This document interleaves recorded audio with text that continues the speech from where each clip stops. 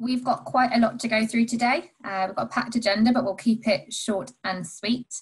We'll kick off with top line numbers for the UK, see how that compares with the rest of Europe.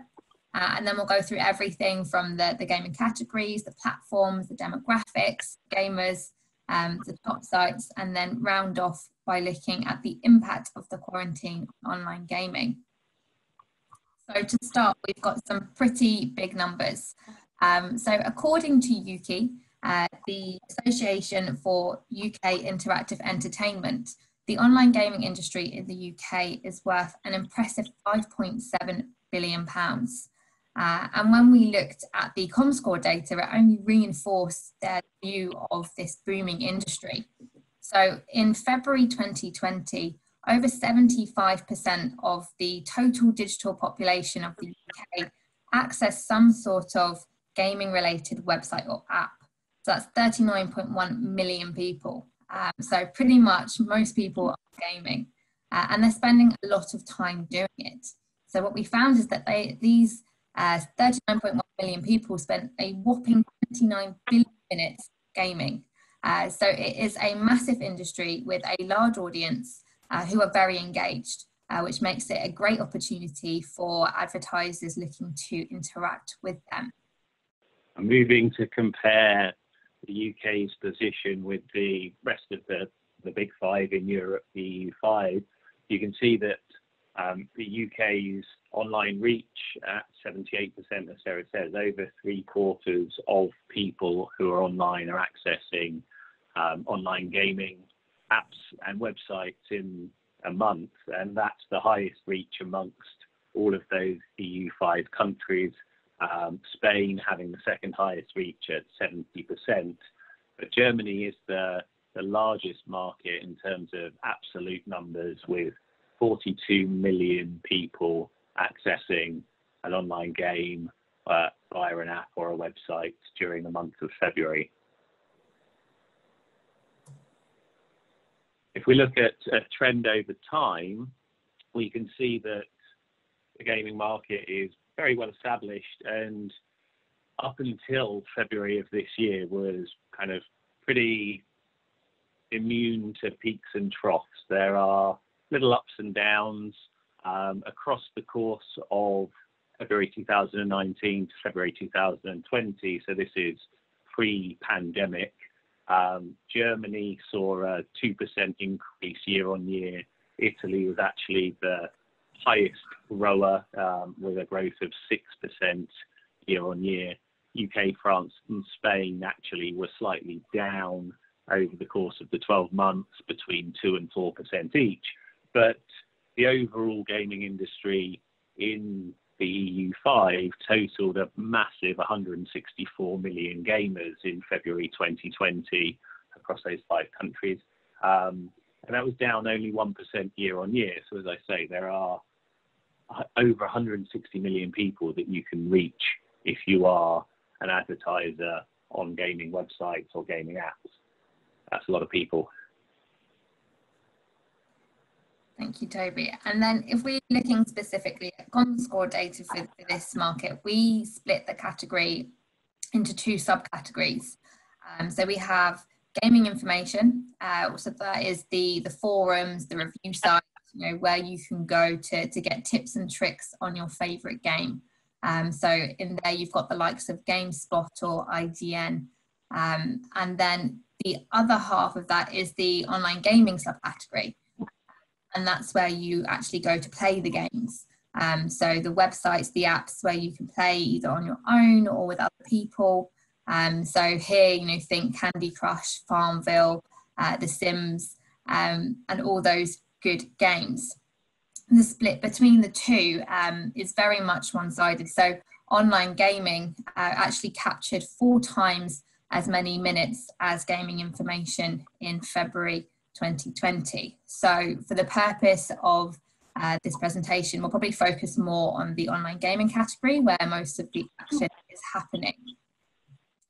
So when we look at platforms for the online gaming subcategory, unsurprisingly, it is mobile first.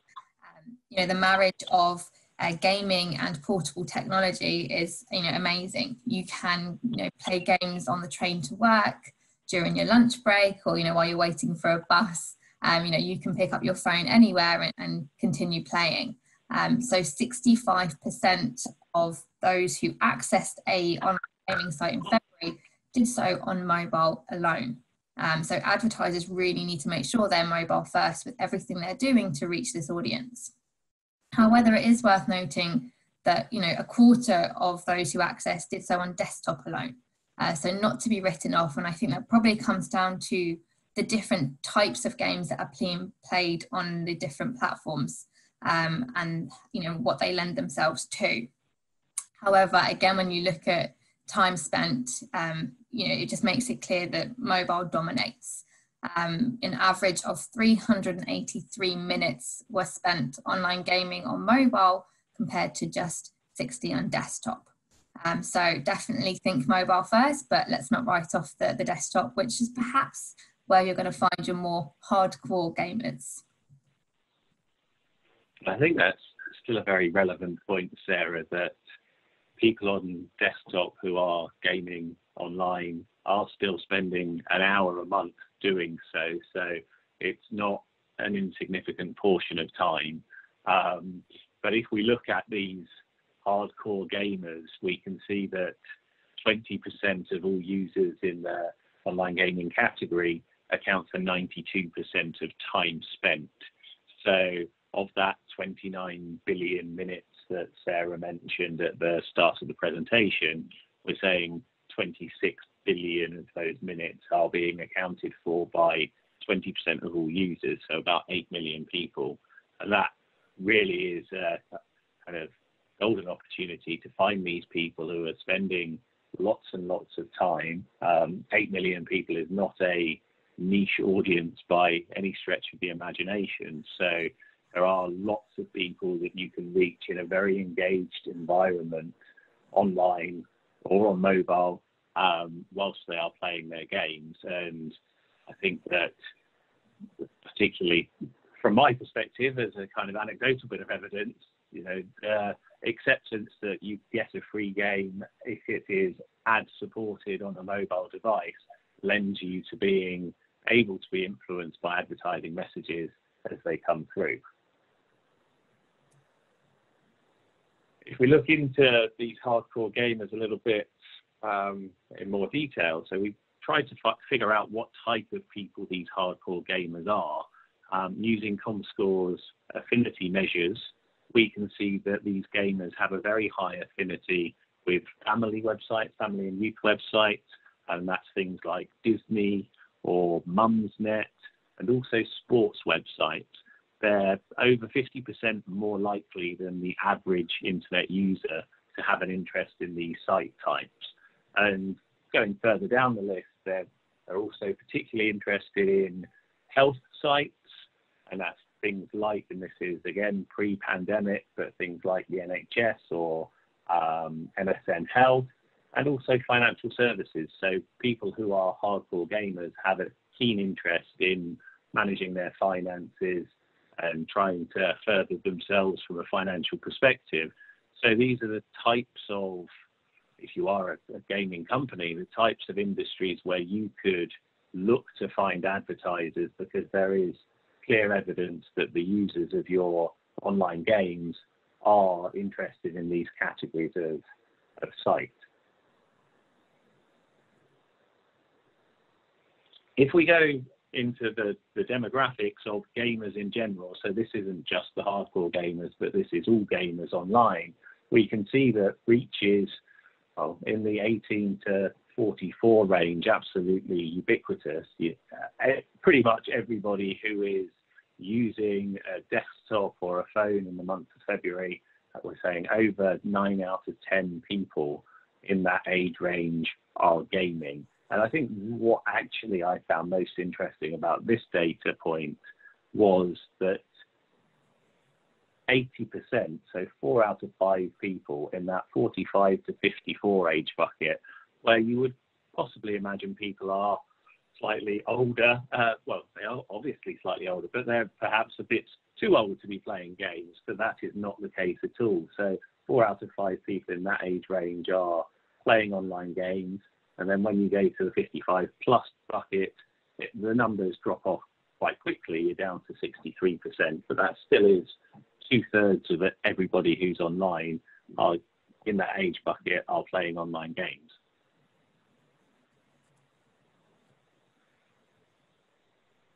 Very interestingly, however, when we look at the amount of time spent per visitor in each of the age bucket, we can see that the older the people are, the more time they're spending playing these games.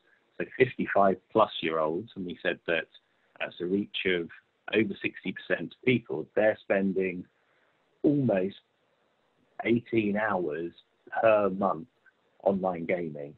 When you look at the 18 to 24 age bucket, that's around about 8 hours per person online gaming, which is still a significant amount, but in comparison, it's half as much as those in the oldest age bucket of 55 plus. So you can really see that the older the gamer is, the more engaged they are with playing online games. And I think that's fascinating because we see a similar, insight when we look at the split between gender. And I think, all of these insights really challenge probably the common misconceptions around online gamers and the stereotype, probably most promoted by those outside the industry, of online gamers being, young boys in their darkened bedrooms, playing their games with other people on their headsets on and everything. When we think that, online gaming might be skewed towards men, we find that's not actually the case. In February 2020, 48% of gamers were men and 52 were women. And this here shows you the penetration by gender, which is, again, equally high, slightly more for female, but not drastically so. So it's very much an even split, of interest to both genders. Where the big difference comes, though, is when you look at engagement again. So what we can see is that female gamers are spending considerably more time playing than their male counterparts, almost double. And if we think about longer exposure to advertising, meaning, better brand recall, then this is a really important audience for advertisers of the gaming industry. And when you want to find out, where else can you find this key demographic across the internet to target them, we actually ran a cross visitation report to show you where else you might find them. What we found was that female gamers have a higher affinity towards social networking sites and entertainment media sites, but not necessarily the mainstream ones that you might think of. So, for example, female gamers 39% more likely to be visiting fandom sites, or 26% more likely to be visiting Vox media sites. And what I found particularly interesting here is that female gamers are 19% more likely to be visiting ByteDance Inc. sites and apps. And ByteDance is actually the owner of TikTok. And this report was run in February. So before the lockdown started for the UK and before nobody had anything better to do than to download TikTok and start recording some videos, which we can see everywhere at the minute. So this is before that happened. So you could interpret this as the female gaming audience being early adopters of maybe some newer and more emerging sites and apps. So definitely, an area to keep an eye on.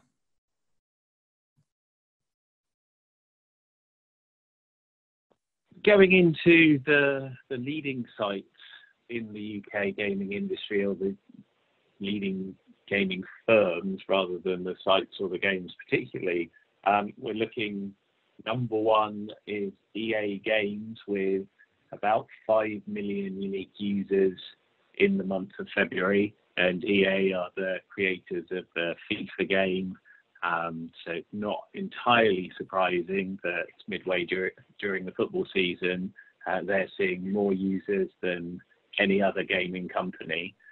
Second on the list is Activision Blizzard, and they're the owners of the Candy Crush brand. So you can see that Candy Crush, whilst it's, gosh, knows how old it is now, probably 7, 8, 9, 10 years old, it's still getting a lot of users. It's still commanding people's attention. It is still a game that people are playing over and above and beyond any other. Third on the list is Voodoo.io, and Voodoo own / produce many games, the most popular of which, according to Comscore data, is Paper.io 2, which is a kind of competitive drawing game, and they had just under 4 million users in the month of February. Peak Games was the fourth most popular, and they have kind of come onto the market in the last few years with their Homescapes and Gardenscapes puzzle games, and they've proved a really big and popular draw, and the engagement on those games is through the roof. We're really seeing a lot of time spent when people are playing those games in particular.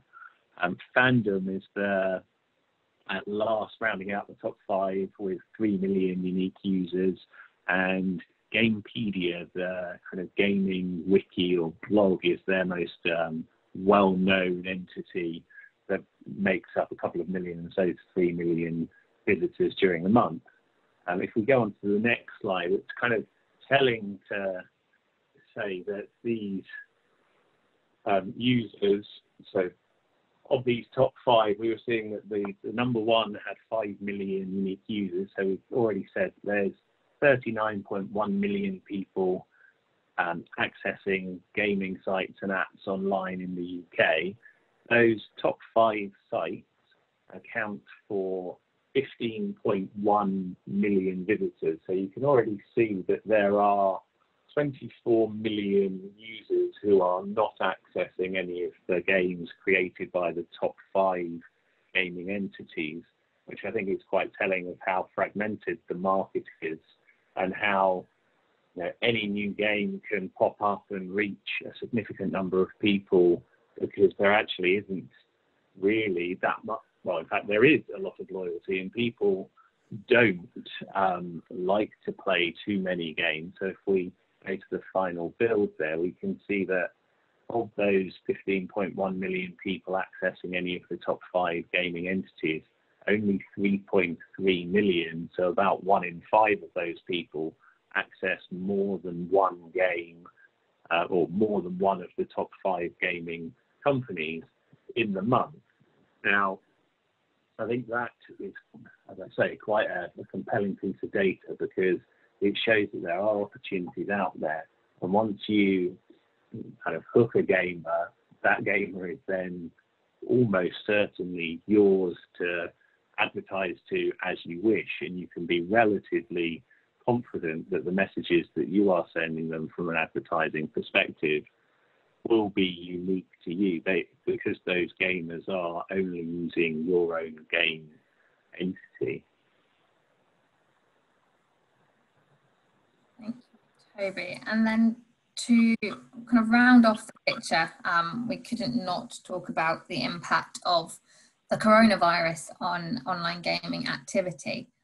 So Comscore has been providing regular updates on the impact of the coronavirus on online consumer behaviour across a range of different categories and segments. So if you want more information, you can visit our website where we have the Coronavirus Insights Hub, where you can get more insights on the topic, but focusing specifically on online gaming.